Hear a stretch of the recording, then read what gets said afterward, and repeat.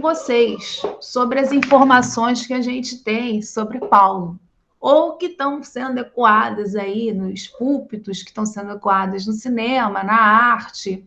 Vejam, eu coloquei algumas notas aqui, alguns dados, mas vocês poderiam ampliar essa lista aqui e deixar ela muito maior.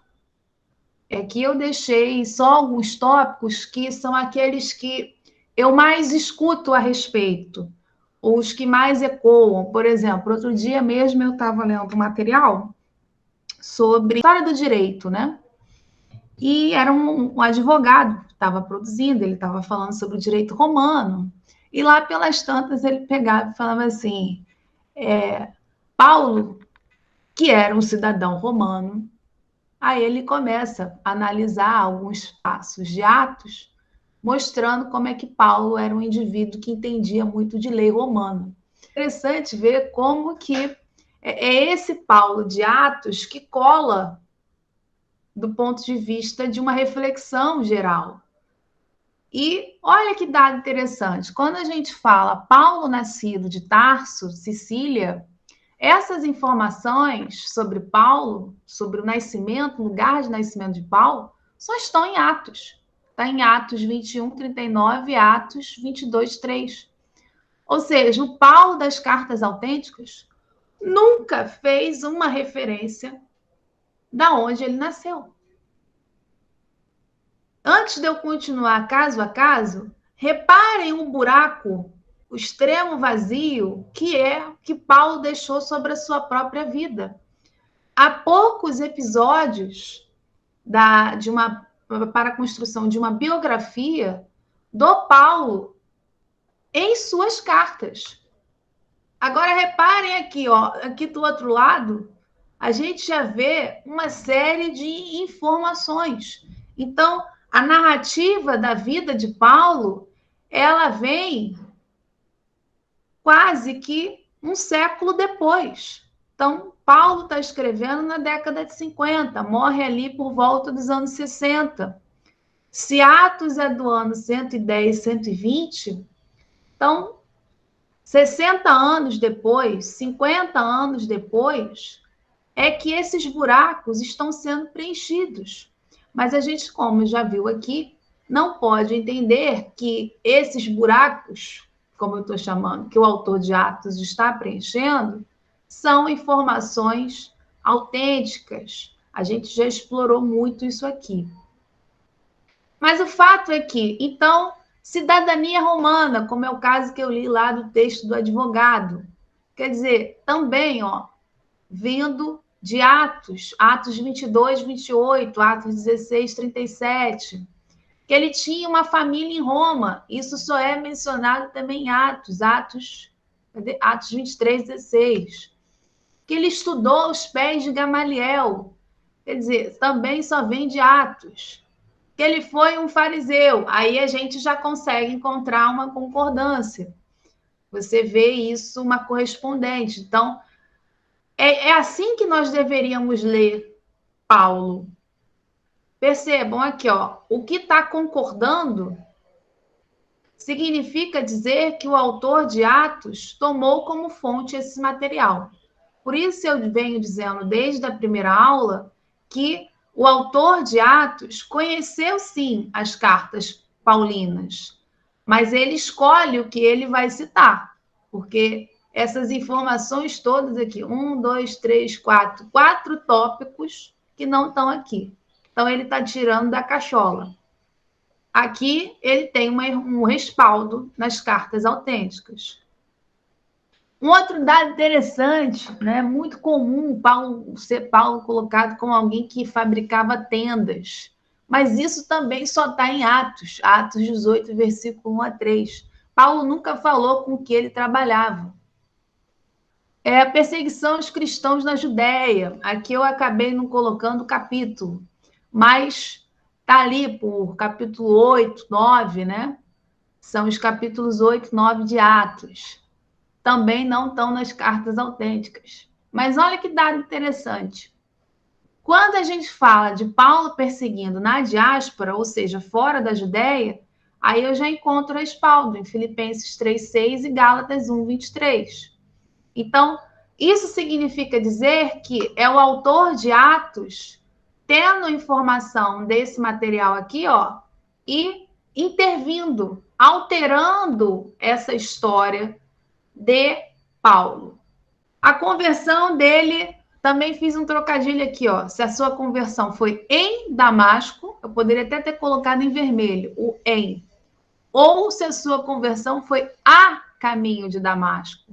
Então, atenção, a frase é a mesma, só mudou isso aqui, a caminho e em. Então, quer dizer, em Damasco, aí a gente tem aqui, ó, Gálatas 1, 15, 17. Então, em Damasco é o Paulo histórico. A caminho, isso é Atos. Mas olha como é que a narrativa de Atos é forte, porque ela é narrada 3 vezes, né? Eu só coloquei aqui o capítulo 9, mas ela também é narrada no capítulo 22 e no capítulo 26, se a minha memória não falha. Eu até escrevi um artigo falando sobre as narrativas de conversão em Atos, né? E essas 3 narrativas colocam um Paulo que está indo a Damasco, ou seja, um Paulo que sai da Judéia, sai da Palestina e vai em direção à diáspora, vai em direção a esse grande Mediterrâneo. Então, isso é importante. Essa informação, esse em para a caminho, é importante nós observarmos. É uma estratégia teológica, já que o autor de Atos dos Apóstolos está adotando para a sua obra. Outro detalhe, que ele era capaz de ressuscitar e operar milagres, isso também só vem de Atos. Paulo nunca falou que poderia operar milagres. E por mais que, como já mencionei aqui em outros momentos, você lembre de 2 Coríntios, Paulo não diz que ele ressuscitou alguém ou que ele fez, sei lá, uma cura, que alguém tocou nele e ficou curado.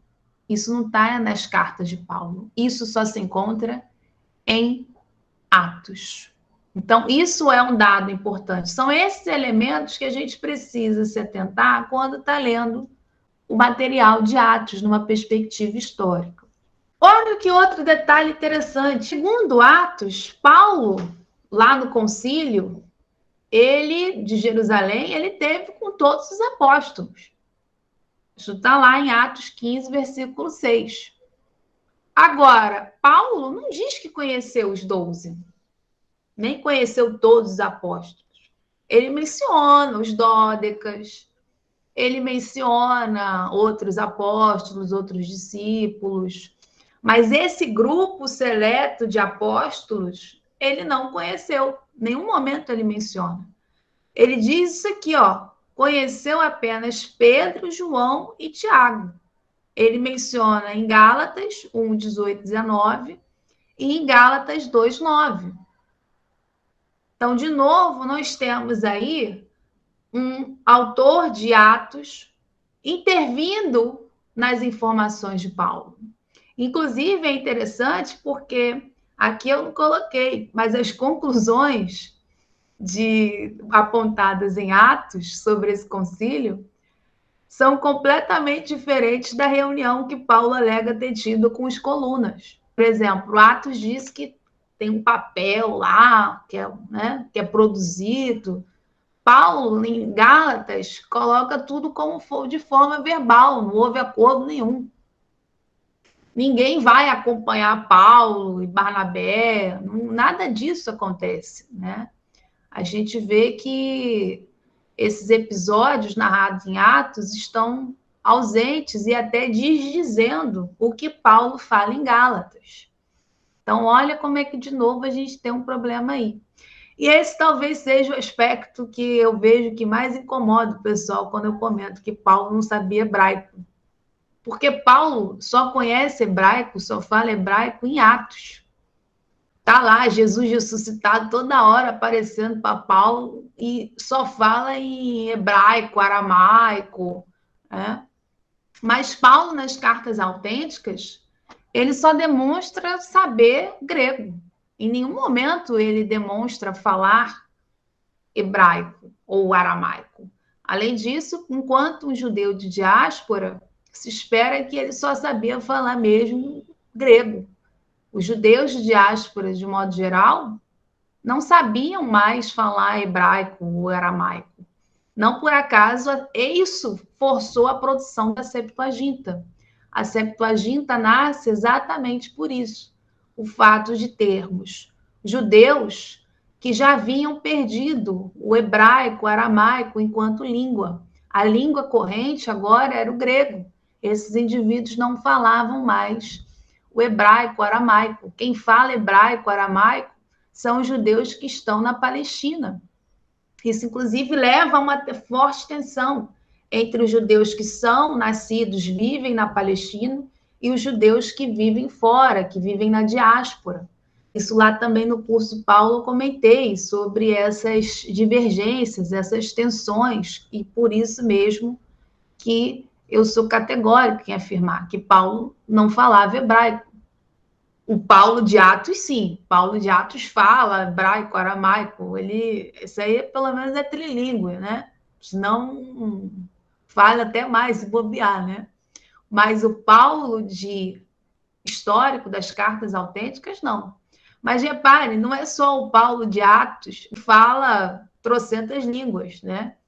Lembrem-se que também Pentecostes, lá no capítulo 2, também coloca os apóstolos lá, todo mundo falando trocentas línguas, né? Então, Atos tem essa preocupação em gerar essa capacidade desses indivíduos em falarem outros idiomas. E isso seria o quê? Certamente uma questão que lá no século II, o autor e a sua comunidade está levantando a pergunta. Pô, se esses camaradas aí estão saindo da Judéia, como é que esses indivíduos estão conseguindo fazer esse processo de conversão, atrair mais gente para o movimento cristão? Então, esse pessoal só pode ser aí, né? Tem que ter alguma coisa aí para explicar essa capacidade de falar vários idiomas. Então, eles estão explicando dessa forma.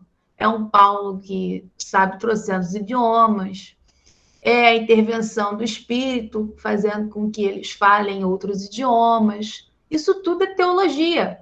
E é uma teologia para explicar perguntas que estão no século II.